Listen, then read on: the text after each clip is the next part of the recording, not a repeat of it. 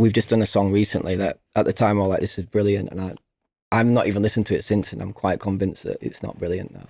And it's like, it is gutting, but as an artist, that's the difference between being successful and not. I think is that the fact that you can actually just go, it don't matter that I've worked a month on this. It's not going to do well, and I'm not feeling it. You know. Yeah.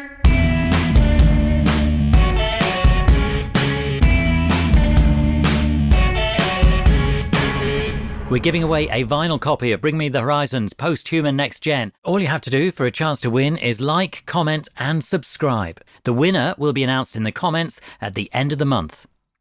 Every song, if you listen to the first version to the last version, most of them are like completely different songs, entirely different songs. So with Kool-Aid, where did it start? I got some context. Here you go. What's the demo called? Is it Called Devolution, Devolution, yeah. V1.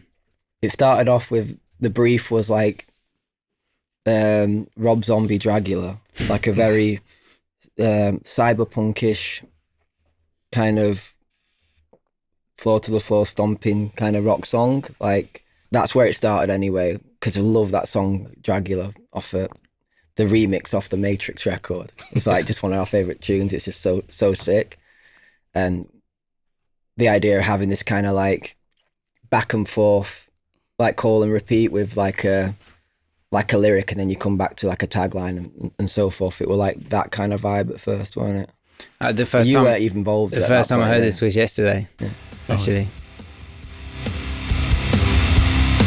I think.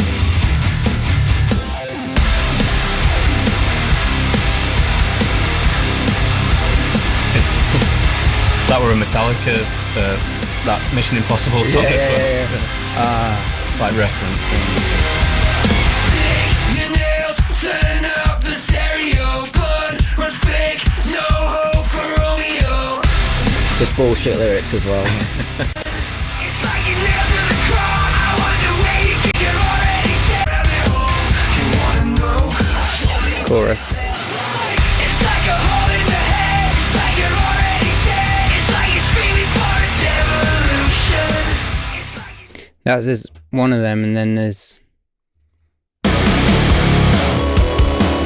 all different ones.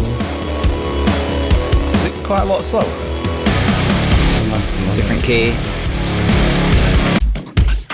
It's like super cyber. Yeah. So how are you recording all these demos? I mean, they sound amazing. We've got a studio in Sheffield. This is actually one of the first ones we properly did in there. Yeah.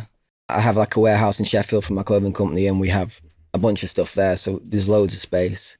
So yeah, we built something there, and it's really nice. And this is one of the first tunes we really got going on in there, to be honest. And what have you got in that studio then? Because I mean, that sounds really full on. But is any of that in the box, as it were? Or? It's like it'll all be plugins. Yeah, like guitar wise and that. I'd have like there's a few pedals into like a plugin. Do you know what I mean? Stuff like that. So it's nothing's like real amps or anything on the demos, because it's just everything's got to be super quick. Do you know? Because I guess like ideas change so fast.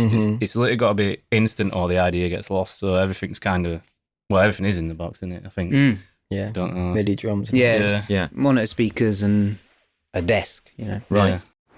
Time for a quick Tape It feature highlight. Did you know that while you're recording, you can drop markers? No more scrolling through endless voice notes. Once you've finished, you can go back to the markers to find your best bits. You can also name your markers if there's a specific note you want to add. To find out more, follow the link in the description or use the promo code Tape Notes for 20% off Tape It Pro. I guess when we got started on it, because I mean, it was quite a journey from when we started, really, weren't it? Me and you. In terms of vocals anyway, at least, like the song itself was more or less a finished article, but then when we started like top lining it and stuff, is Ollie does like a whole pass of almost like an entire concept with, and you only find a few of those words or lyrics that actually remain in the final one. He normally scraps it on the next day and says, and gets a feeling from it that's like, that's not good enough, but pulls something from it, and then it kind of evolves in entire sections of recording his vocals and writing the lyrics and stuff. So there was probably like 2 or 3 passes of the song being a completely different song essentially lyrically, that just get straight delete, you know. So it's kind of an interesting process. Yeah. It changed actually when I think I went off to Japan, and I feel like I remember phoning you and going, "Oh, I've got the verse now." Yeah. Like we'd done a whole verse, which it's got some cool weird bits, Yeah. but like it wasn't right. And then, Yeah. And then when you go back, it's not as cool as we thought, kind of thing. no, it's got some interesting ideas, but like Yeah. But when Ollie presented what was ultimately the final verses and stuff, it's totally different to what I had on my computer at the time, you know. So it's kind of a cool process. He's like really brave with just getting rid of stuff, you know. Yeah. And it keeps you guessing. So you called me brutal before, yeah, not brave. yeah. But it makes sense in the end. But at the time, it's like you're gonna get rid of all of that. You know what I mean? Yeah.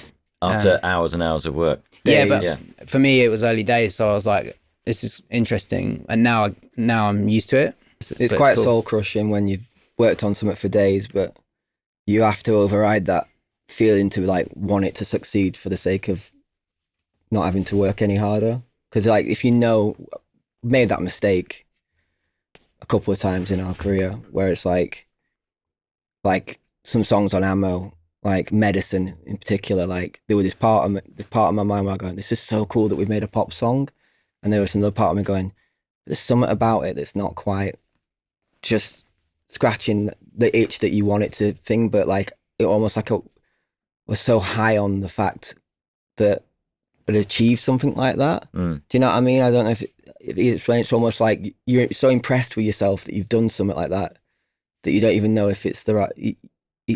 You don't even think about, yeah, but is it right?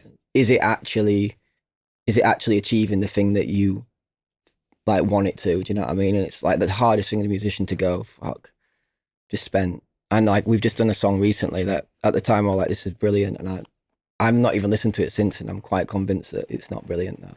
And it's like it is gutting, but if you release that stuff and there's that feeling there, then it never goes right. Do you know what I mean? You're never wrong about that. If there's something in your gut that's like, no matter how good this should be, it's not quite. You know what I mean? It's like, I think as an artist, that's the difference between being successful and not. I think is the fact that you can actually just go, it don't matter that I've worked a month on this. It's not going to do well, and I'm not feeling it. You know? Yeah.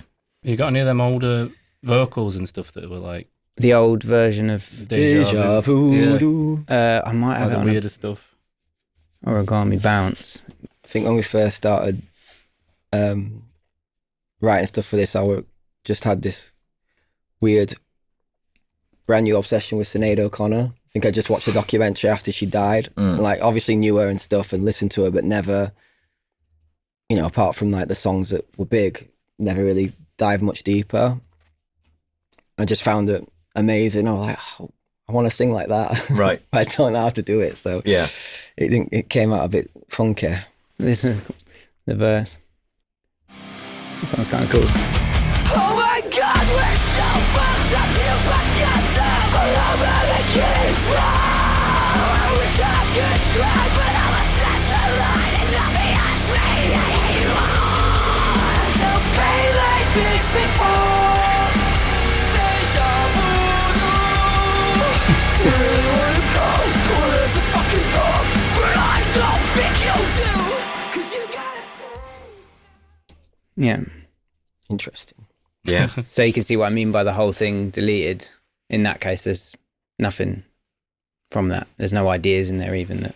It was That- just like, change it. Got into the song. Yeah. Yeah. I But mean, it a was lot- a process you needed to get through. a lot of time as well, the lyrics are just bollocks. I try my hardest to write bollocks lyrics because I take a long time writing lyrics because they all need to like, everyone needs to like mirror the other one in terms of like the theme, and I'm really particular about it. And so like I can spend the whole day just writing lyrics for a section that gets deleted next day. So I'm trying more and more just to be like, just say some bollocks that sounds kind of cool, and then I'll actually write something later, because it is just, that is the worst when, especially like leaving like people sit there all day where I'm just like, no, and then come back and just realize next Gets day deleted, it's I all, I mean, sometimes if I do it that way, I do get to use those lyrics. If I wrote something really good, I'll find a place for them. But a lot of time you just it just ends up being a completely different, like, for instance, like the Kool-Aid line was like the kind of piece where it's like, this is what the song's about, and then it just meant going back and going like, everything I've wrote is not irrelevant now, you know. So